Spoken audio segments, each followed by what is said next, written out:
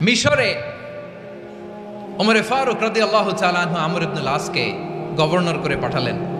সেখানে আমর ইবনুল আসের ছেলে একটা প্রতিযোগিতায় রানার আপ হয়েছে।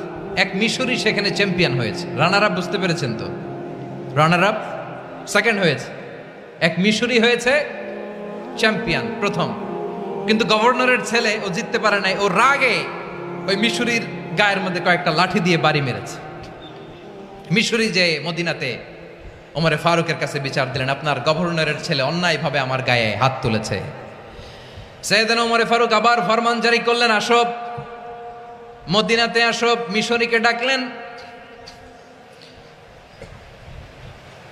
ওই মিশরের গভর্নর আমর ইবনুল আস রাদিয়াল্লাহু তাআলা আনহুকে ডাকলেন, তার ছেলেকেও ডাকলেন। সবাই বসে রইল।